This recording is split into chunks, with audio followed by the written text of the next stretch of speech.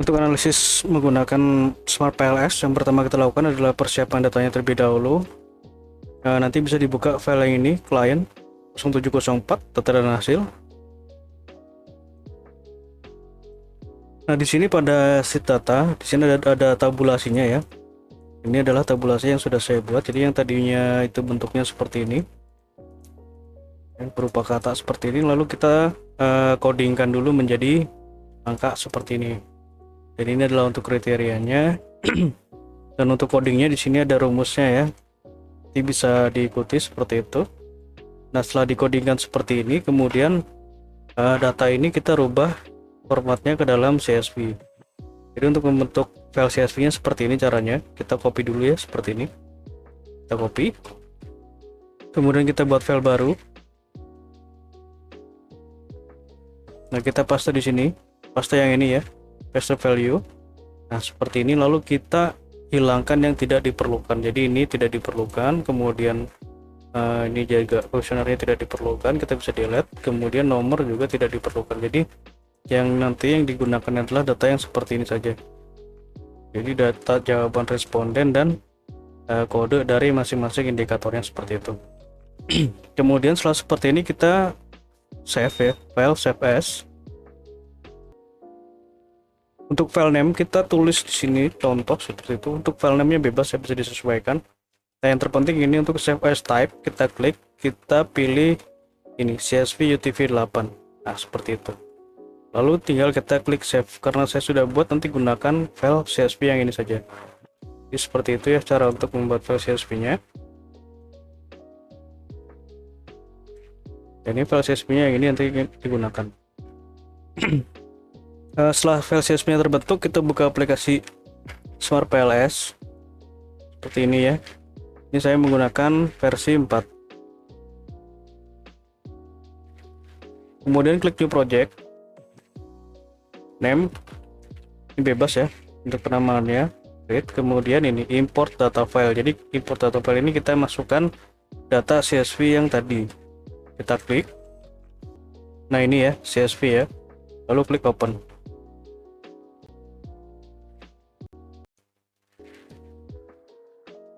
Lalu klik import.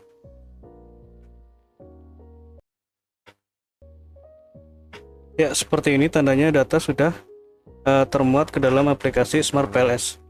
Dan ini merupakan analisis statistik deskriptifnya ya. Jadi di sini ada min, median, min max dan lain-lainnya. Jadi nanti tinggal dipilih saja dari sini mana yang akan digunakan. Seperti itu. Nah, untuk merubah data ini menjadi ke format Excel, kita tinggal ini aja. Copy to Excel. Kemudian kita buka Excel-nya. Lalu kita bisa pastekan seperti ini. Nah, seperti itu ya. Seperti ini nanti. Ini adalah hasil yang sudah dirapikan ya. Seperti itu. Nah, kemudian setelah datanya termuat seperti ini, kita bisa back. Lalu ini ya, kita klik create model. Nah, model type kita pilih PLSM, kemudian name bebas seperti ini aja. Lalu klik save.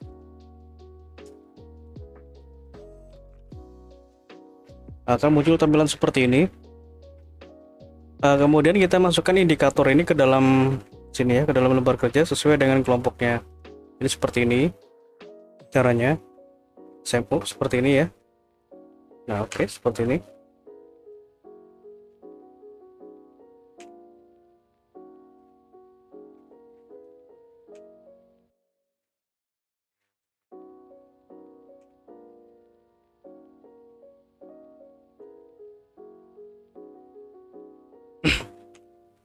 Karena ini prosesnya lumayan panjang dan isinya hanya repetisi saja, jadi nanti untuk videonya saya percepat ya prosesnya supaya nanti durasinya tidak terlalu lama.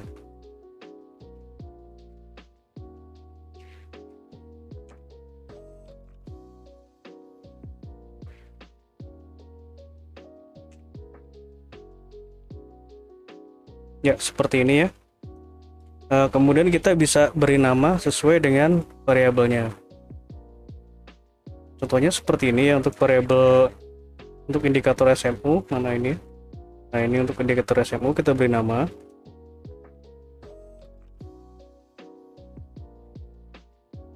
Ini social media usage. Seperti ini kita copy, kemudian ini kita double klik. Nah, kita bisa paste di sini seperti ini. Lalu klik OK, klik apply.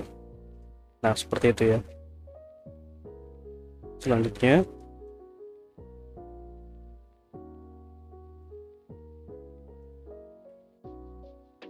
ya seperti ini ya cara pemberian namanya.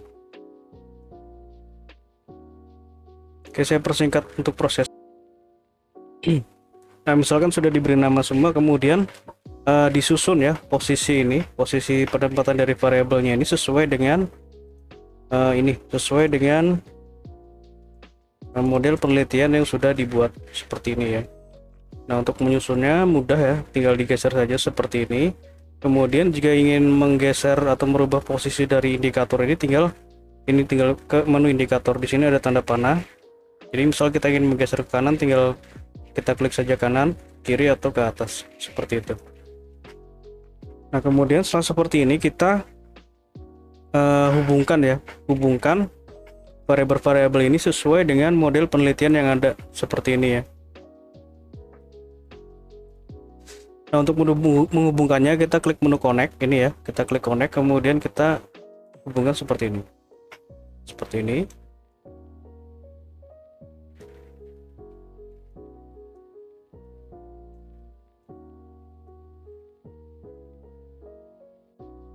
Nah, seperti ini ya. Jadi ini untuk pengaruh langsungnya.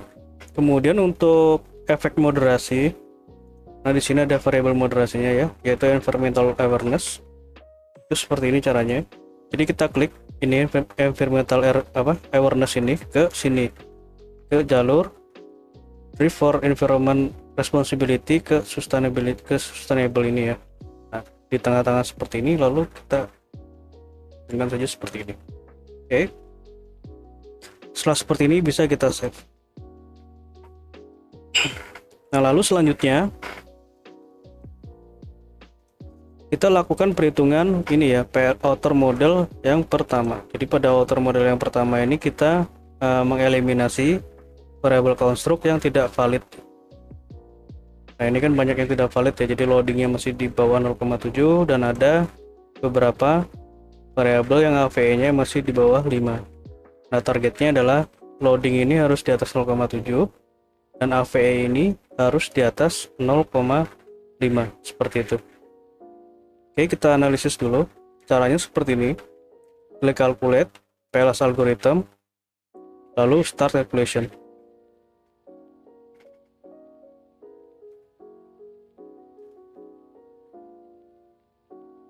Ya, seperti ini ya hasilnya. Jadi kita save dulu hasilnya ini, hasil analisisnya ini. Tinggal mengklik ini ya, klik save. Lalu kita tulis di sini PLS algorithm 1. Jadi kenapa diberi penomoran seperti ini? Karena nanti ini kan ada yang tidak valid. Nah, ini kita eliminasi, kemudian data yang sudah valid itu nanti diuji ulang menjadi PLS algorithm yang kedua. Dan ini kita save di dalam aplikasi Smart PLS-nya ya. Nah, seperti ini. Kemudian jika ingin meng-save di luar dari aplikasi Smart PLS, kita klik ini ya. Kita klik Excel, kemudian kita klik export. Nah, lalu kita save seperti ini. Kita save, kita beri nama PLS algorithm 1. Nah, ini adalah save file yang sudah saya buat ya. Nah, seperti ini, lalu kita tinggal save saja seperti itu. Nah, nanti hasil save filenya akan seperti ini.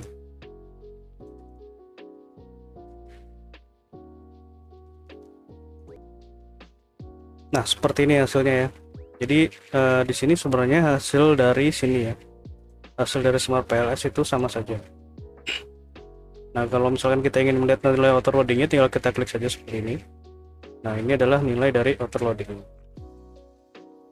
Seperti itu ya. Dan ini nanti yang akan dijadikan sebagai lampiran.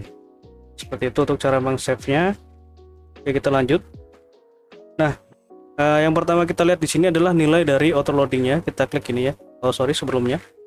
Nah, untuk grafik ini kita bisa save ya. Klik kanan, export as image, lalu export. Nah, lalu kita bisa paste di sini. Contohnya seperti ini ya, kita paste seperti ini. Nah, ini adalah PLS algorithm yang pertama. Nah, ini yang sudah saya buat seperti ini ya, sama saja. Oke, seperti itu cara meng-save-nya. Nah, kita lihat nilai dari outer loading-nya terlebih dahulu. Nah, seperti ini ya. Jadi nilai outer loading-nya ini masih ada yang di bawah 0,7 seperti itu. Ini masih ada yang di bawah 0,7. Kemudian kita lihat dari ini, construct reliability and validity. Nah, kita lihat nilai AVE-nya. Di sini masih ada yang di bawah 0,5. Seperti itu. Solusinya adalah kita harus menghilangkan nilai dari outer loading, atau kita eliminasi nilai outer loading yang terkecil atau di bawah 0,7. Seperti itu.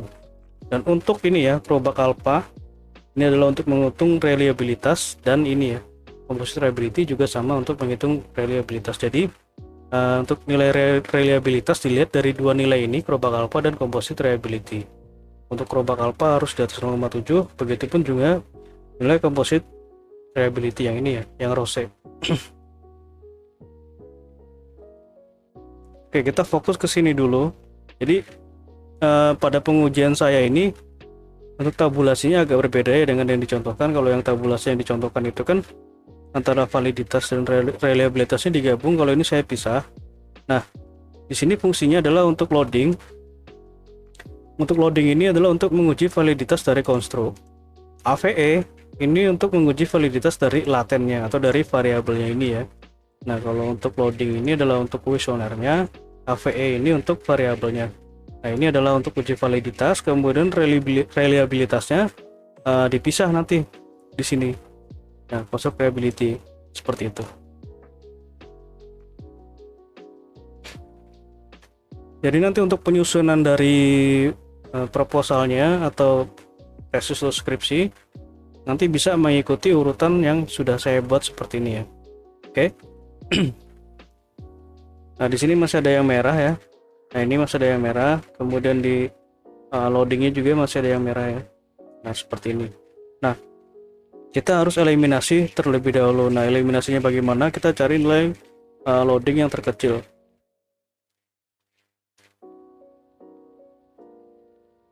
Nah, karena ini prosesnya juga lumayan lama, nanti saya percepat ya prosesnya karena sisanya hanya repetisi saja. Nah, kita lihat dulu di sini, kita perhatikan mana yang nilainya terkecil. Nah, yang terkecil itu adalah ini ya. Jadi ini adalah SMB3. Nah, ini SMB3.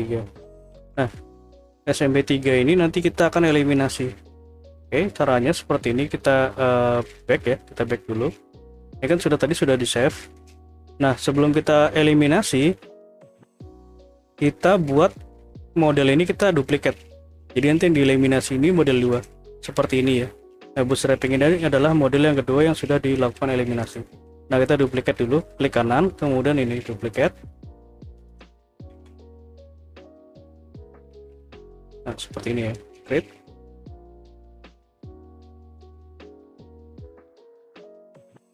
Kita uji ulang.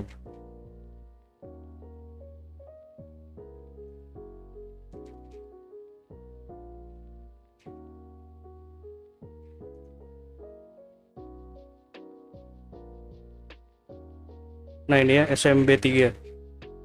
Nah, kita kembali ke sini, kita back ya. SMB3. Nah, ini SMB3 kita delete seperti ini, lalu kita rapikan dulu, lalu kita uji ulang.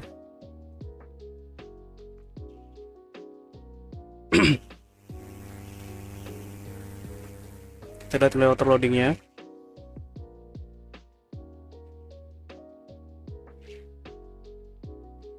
Kita lihat yang terkecil mana ya. Nah, ini SMO3.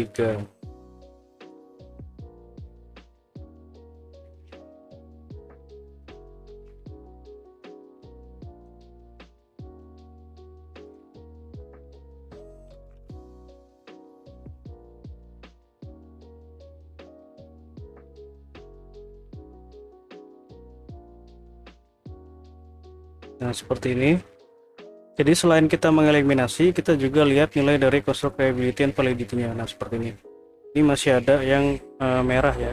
Nah, kita bisa fokus yang ke sini dulu, misalkan kita fokus ke drift for environmental. Oke, kita lihat drift for environmental ini, kita lihat seperti ini ya. Nah, kita cari yang terkecil mana.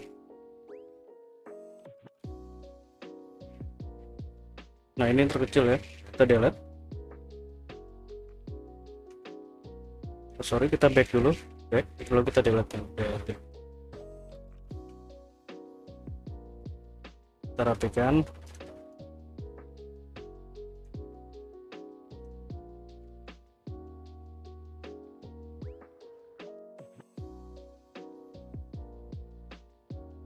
Kita lihat nilai dari struknya.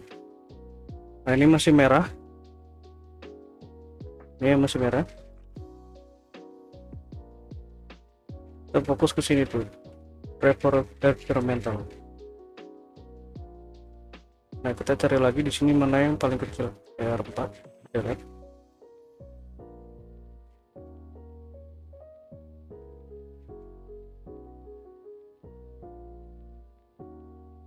Nah, ini sudah hijau ya.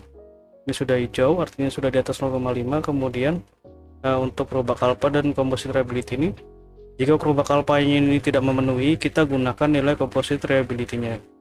Nah, untuk composite reliability ini sudah memenuhi ya seluruhnya, tinggal AVE-nya saja. Nah, kita contohkan lagi di sini green product buying intention, ini masih merah ya. Kita cari yang terkecil.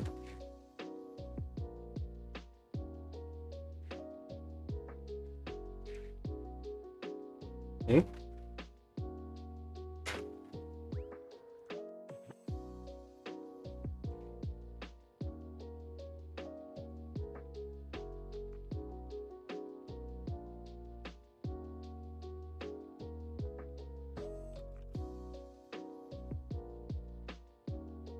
Nah, ini sudah hijau ya. Kita cari lagi social media browsing.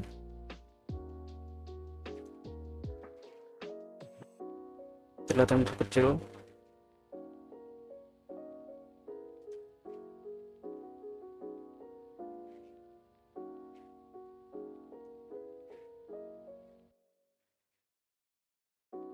Ini sudah hijau. Yang terakhir adalah sustainable packaging.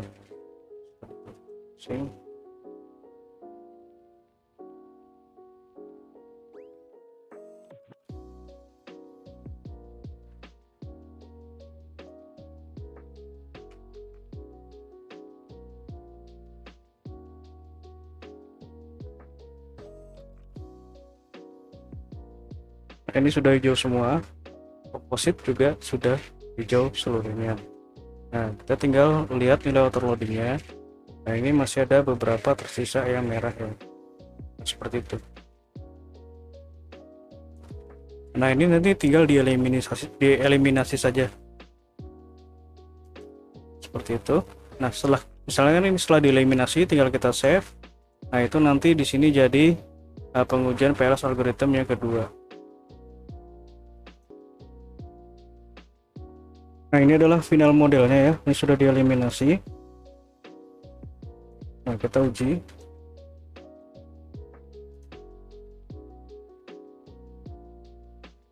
Nah, kita lihat nilai overloadingnya. Nah, ini sudah hijau semua. Kemudian nilai construct reliability ya, ini sudah aman ya. Jadi masih ada yang merah, tidak apa-apa, ini bisa diabaikan. Jadi kita gunakan nilai reliabilitasnya composite reliability. Dan yang penting itu ini ya, AVE dan nilai loadingnya itu sudah seluruhnya memenuhi kriteria.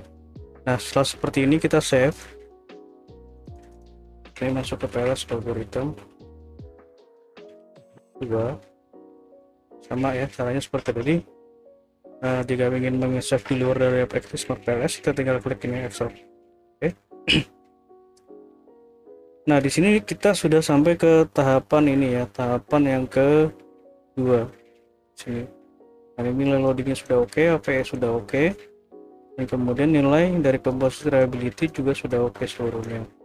Jadi sampai tahap ini dapat dikatakan bahwa untuk model ini, model 2 ya, model yang sudah dieliminasi ini, seluruhnya variabelnya itu valid dan reliable.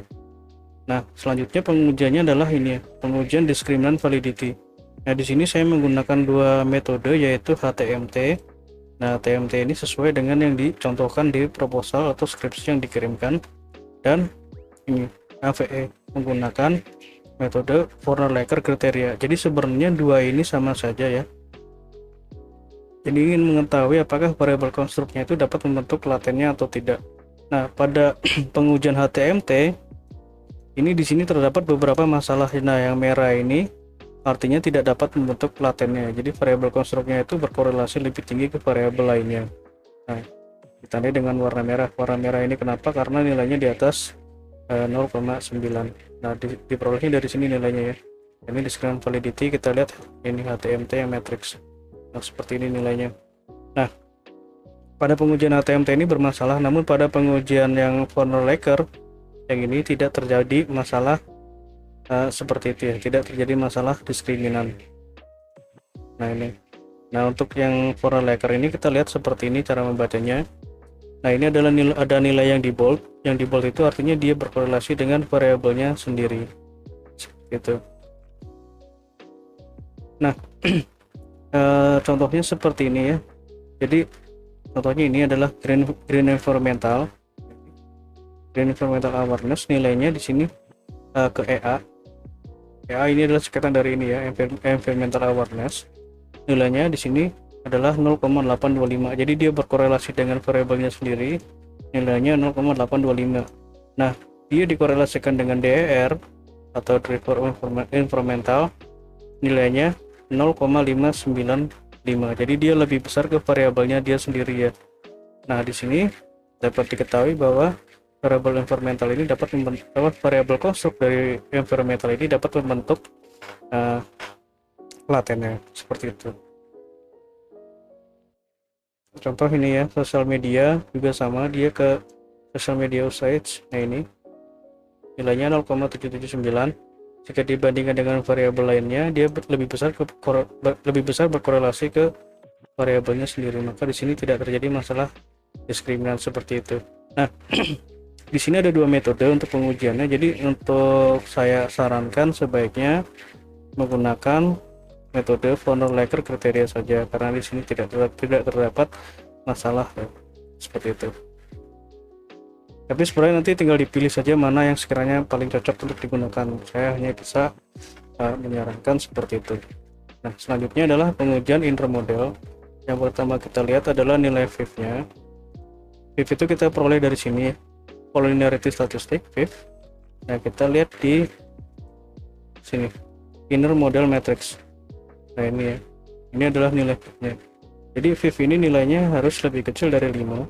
Nah ini seluruhnya sudah lebih kecil dari 5, maka tidak terjadi gejala multicollinearitas ya. Seperti itu. Selanjutnya adalah pengujian coefficient of determination atau R-square atau R kuadrat. Nah di sini untuk menguji seberapa besar pengaruh variabel independen terhadap dependen secara simultan. Nah, di sini nilainya kita peroleh dari sini. Nah, ini ya, ini R-square. Nah, ini nilainya. Cara membacanya seperti ini. Jadi R-square ini nilainya untuk variabel ini ya. Driver environmental nilainya adalah 0,405. Nah, ini. Kita lihat grafiknya. Ini ya. Jadi nilai 0,405 artinya adalah 40,5%. Jadi 40,5% ini dipengaruhi oleh sosial media dan sosial media usage dan sosial media browsing. Pengaruhi sebesar 40,5% terhadap drive for environmental gitu ya. Nah, jika ini sustainable progressing attitude itu dipengaruhi oleh 3 variabel, yaitu sosial media usage, social media browsing, dan drive for environmental. Pengaruhnya terhadap sustainable progressing attitude adalah 45,3% seperti itu.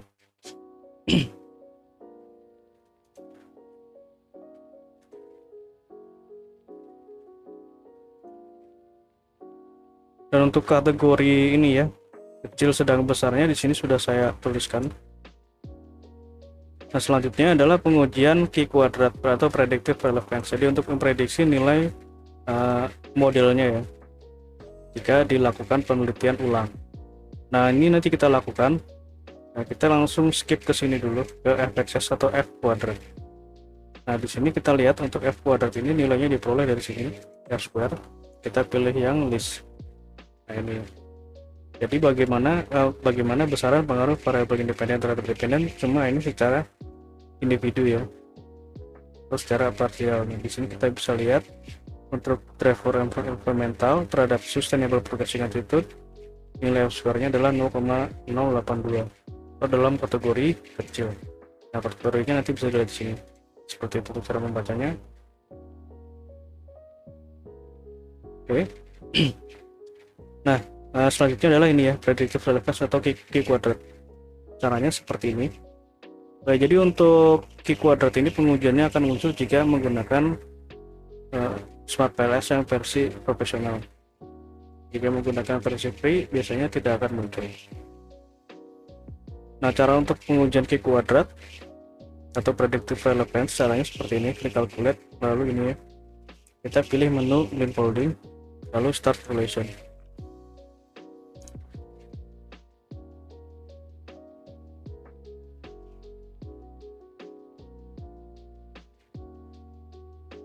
Nah, kita lihat di sini nilai construct cross validated redundancy. Nah, ini adalah nilai Q kuadratnya. Seperti ini ya. Jadi untuk interpretasi nanti bisa dilihat di sini, jadi hampir sama ya cara membacanya dengan R. Jadi R ini adalah nilai yang terjadi sekarang, Q ini adalah nilai prediksi yang akan terjadi ke depannya. Seperti itu. Oke, yang terakhir adalah pengujian hipotesis penelitian. Caranya seperti ini. Kita back, lalu klik calculate, kita pilih bootstrapping, lalu start relation.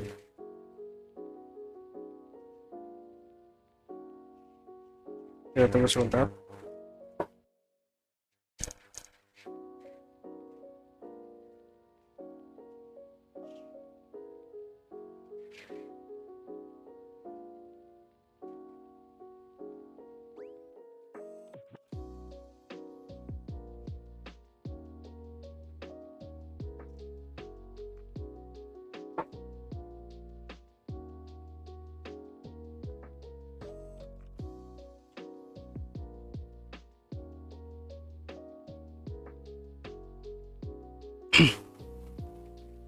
Ya, seperti ini ya hasilnya.